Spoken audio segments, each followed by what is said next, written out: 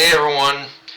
Okay, so before getting into the review, we kind of have to talk shop here a bit, mainly about the anime scheduling itself, because after watching a whole bunch of after seeing a whole bunch of reviews and and reactions on YouTube of people watching both episodes 1 and 2 of Sakamoto Days, it kind of occurred to me as something that I forgot about, which is that because I live in Canada, the Canadian Netflix schedule is always going to be an episode behind.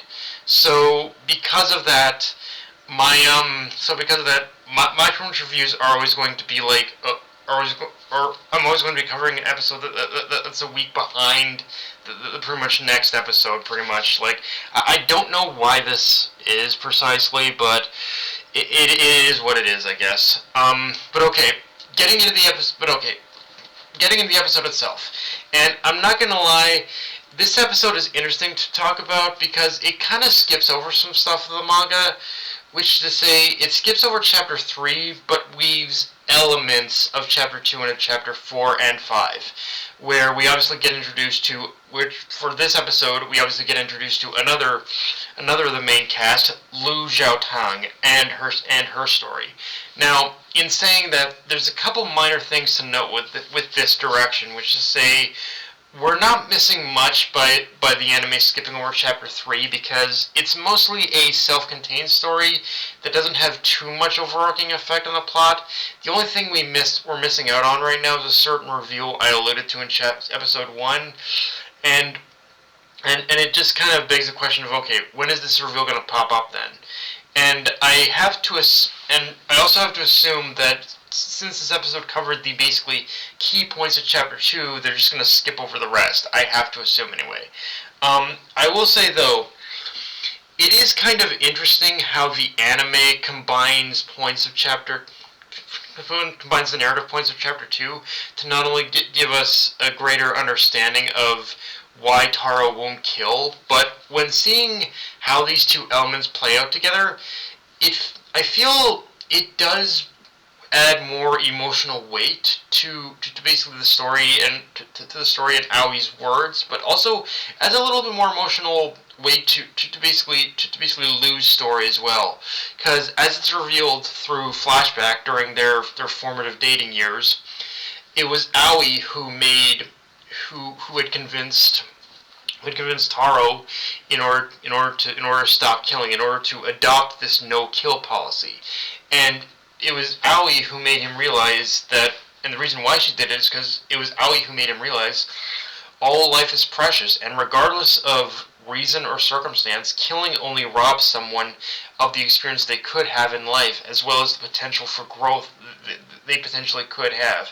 And I think I said this in my manga review of this backstory as well, but although Aoi's viewpoint is a little bit idealistic, there is a small spark of merit to what she says, in that although there are people who commit any number of crimes or horrendous acts for many different reasons, buried under that sin is a spark that shows the humanity behind their actions and why they do these things, which is to say, which is what Aoi did for Taro, is she made him realize his self-worth, and that he and that he is more than just an assassin. He is more than a killer. Like Taro, when you really look at him, when you look at Taro's character and who he used to be, Taro basically just pretty much threw himself at the just pretty much threw himself at the just threw himself at any assassination in his work. He killed people without really kind of ever thinking about his own life and his own worth in it. So, and it's Aoi who made him realize that, yeah, his life is worth living too. And it's those same ideals and lessons Aoi taught him that carry over into this episode as to the reason why he's protecting Lou. For this entire episode, Sakamoto is trying to prevent her from throwing her life away because it's a life that does have value and is worth living. So in that regard, even though they didn't adapt the whole chapter, the whole of chapter 2, I think they make the message a bit stronger by overlapping with Lou's story rather than overlapping it with the story we get in the we pretty much get in the we get in the manga. But okay, with my rant out of the way, though, let's talk about the story we are given in this episode because, as I said, it's focused on the introduction of basically Lu Xiaotong and her efforts to protect her family's secrets from rival triad gangs, as she herself grew up in one of the more renowned triad families. Of course, with Shin and Taro getting mixed up in all three characters basically land in the crosshairs of who are essentially the main antagonists of this arc. Son-Hee and Bacho, the twin assassins and bodyguards of just this little tubby prick who's trying to get a hold of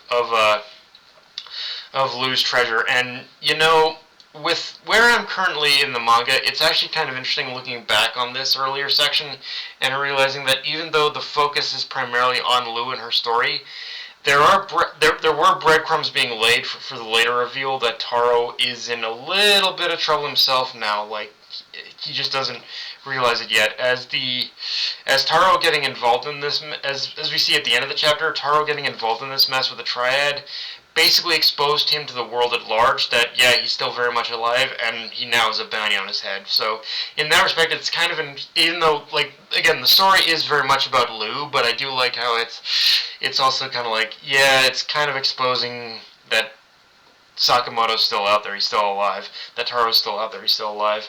Of course, getting back to Lou and her story, more or less, again, I very much like this idea that her whole story is basically around family.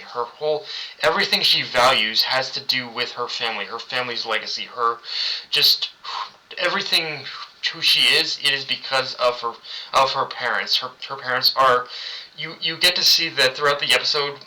Her parents are the ones who had the biggest influence and did influence to her ideals, and they are the one who shaped her into the person that she is right now. Unfortunately, this also has the downside where because of her family's death, she's so focused on revenge that again she never seems to be looking forward either. And I do like how I do like how this whole it kind of comes full circle for her character for when all is said and done when we deal with the assassin twins and we finally get around to seeing to Lou unlocking her family's vault.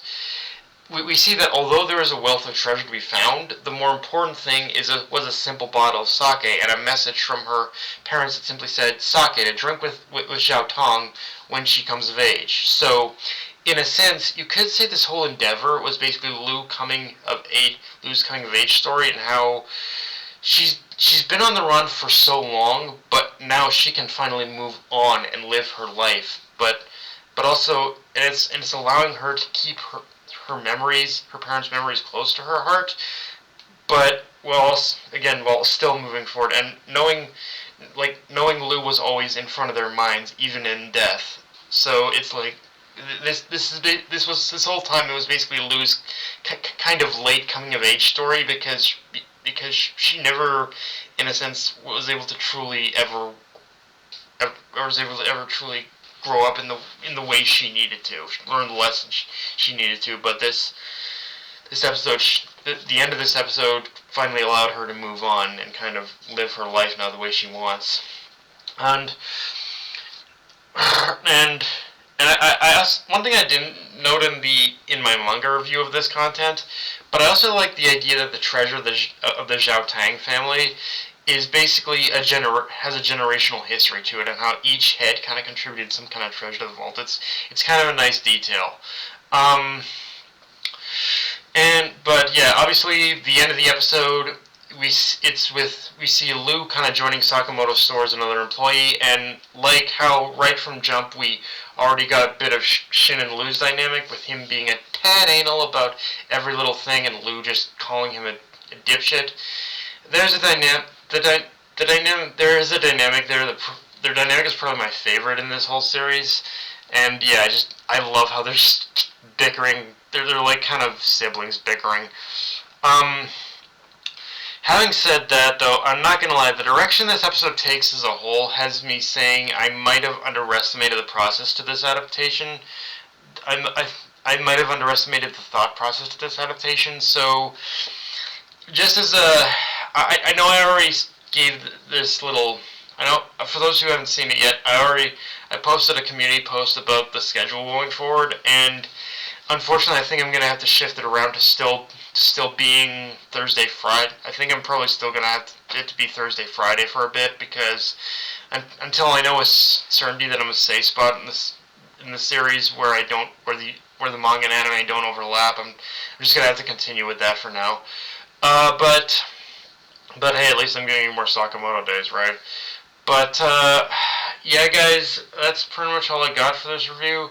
If you enjoyed the video, like, comment, subscribe, follow me on Blue Sky, Analyst, Crunchyroll, with your notification bell, hit the subscribe button, and just share the video around, guys. Dark Knight of Anime, signing off. Later, everyone.